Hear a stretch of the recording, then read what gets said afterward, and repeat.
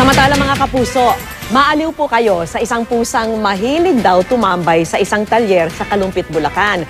Sabi ng mga mekaniko, kakaiba ang talento ng pusa. Kaya raw kasi nitong magmasahe. Saksi si Ian Cruz. Meet Mingming, ang pusang malambing. Malimit na katambay sa isang talyer sa barangay Palimbang, Kalumpit, Bulacan. Pag break time, lagi raw itong lumalapit sa mga mekaniko.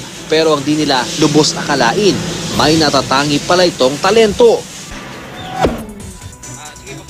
Paano nadiskubre ang talentong pagmamasahe ng pusa?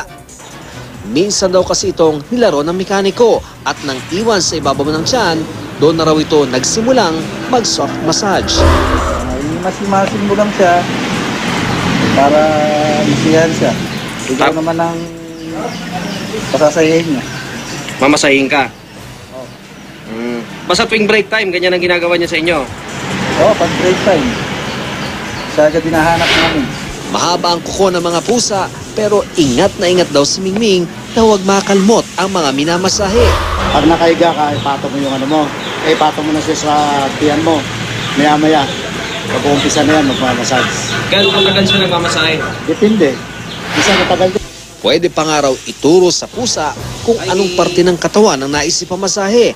Ayon sa mismong amo ni Mingming, mahigit isang taon na raw nang makita nila itong pag-alagala.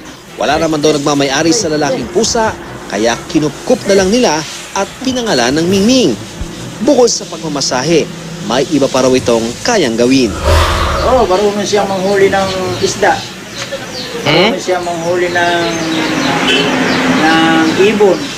Pusakal man daw kung ituring, pihadong saya naman daw ang hatid ni Mingming. Ako si Ian Cruz, ang inyong saksi.